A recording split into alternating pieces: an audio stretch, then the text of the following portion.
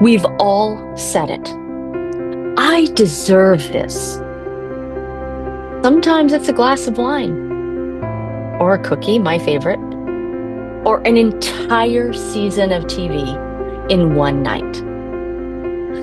But what if those words, meant to comfort, are quietly keeping us from the care we truly need?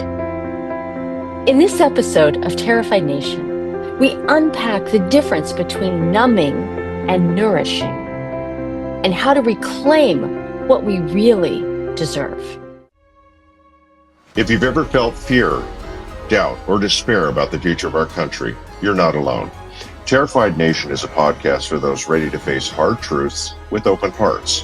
Hosted by Debbie Lynn Molyneux, each episode explores how we can move beyond division and build a society rooted in care, courage, and connection. If this resonates with you, hit follow and leave a review on your favorite podcast platform. Now here's your host, Debbie Lynn Molyneux. Welcome back to Terrified Nation. I'm your host, Debbie Lynn Molyneux. And this season, we're talking about the big emotions of fear, anger, and despair, and how to navigate them without getting stuck in survival mode. And today, we're taking on a phrase that slips into our thoughts almost without notice. I deserve this. So there's a voice in my head that shows up whenever I am tired, stressed, or overwhelmed. And it's this soft voice, even comforting, and it always says the same thing. I deserve this. It's a glass of wine, or in my case, a cocktail at the end of the day. Or it's the sugary snack I'm not really hungry for. Or an evening lost to mindless scrolling or binge watching.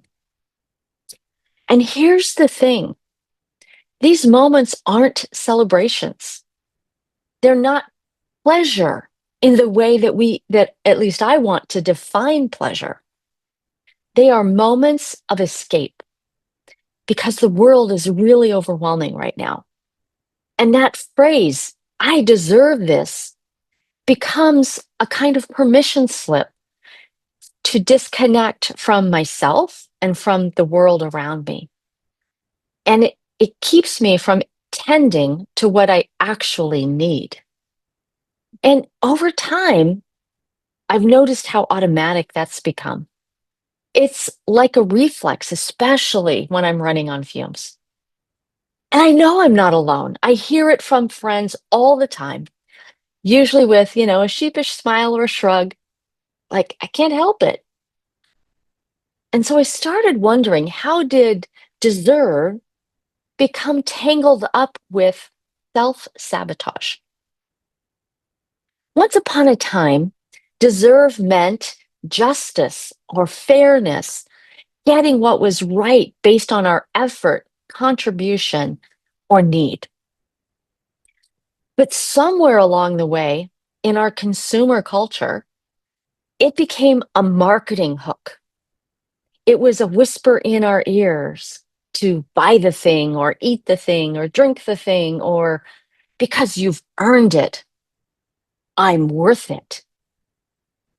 Because life is hard and no one else is going to give it to you, so you should just have this product or service or food.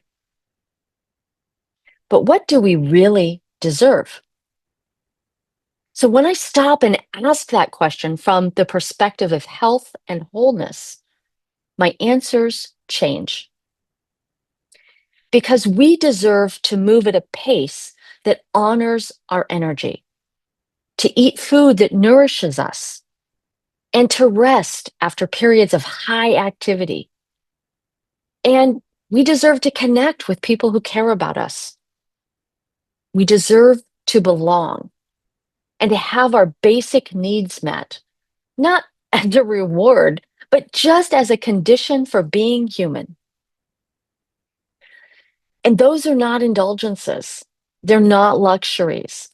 They are the foundations for a good life. That's what we all deserve. So why do we keep settling for the quick fix? Well, part of the answer is how dehumanizing our systems have become. because we live in a world that values productivity over presence and appearance over authenticity. And of course, the one we all hear all the time, profit over people. And it is so hard to get a live person to answer the phone at a company or government office that I only try when it's really important that I talk to a live person. Maybe you've felt the same. And because it's so difficult to get human help, I let a lot of things slide. Maybe you do too. I don't feel like the company or the government agency is actually valuing me as a human. I'm just another transaction that they have to deal with.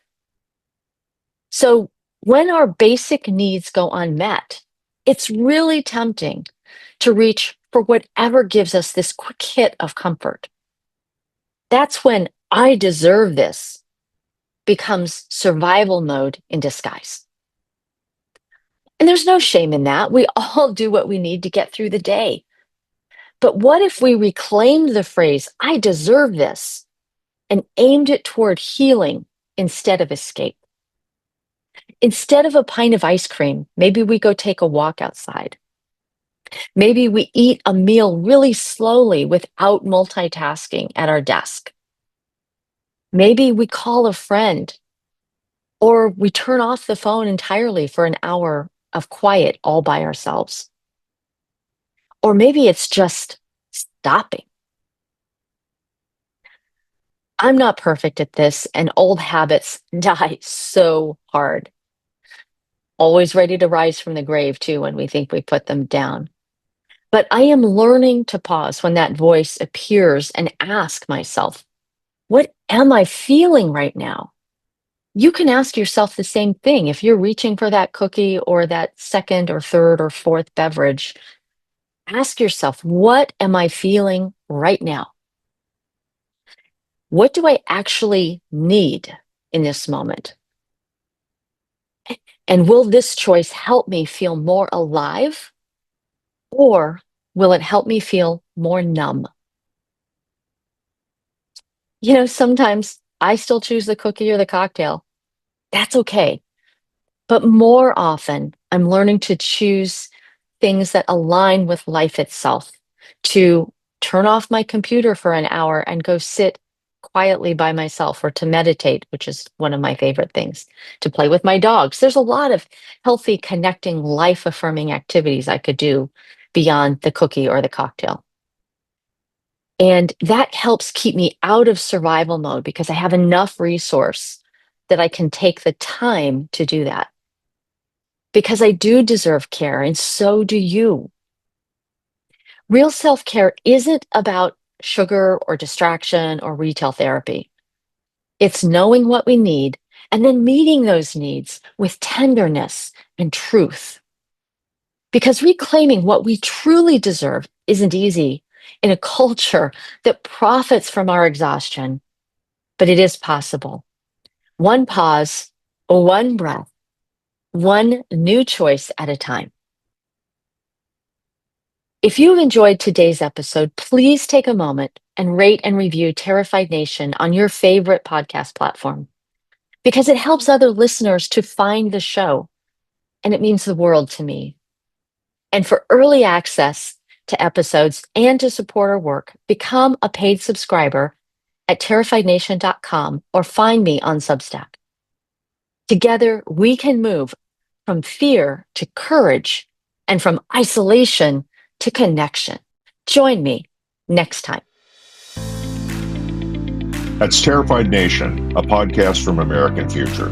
If this episode moved you, please help others find it. Leave a review on your favorite podcast platform. For early access to new episodes, become a paid subscriber at terrifiednation.com. Join us next time.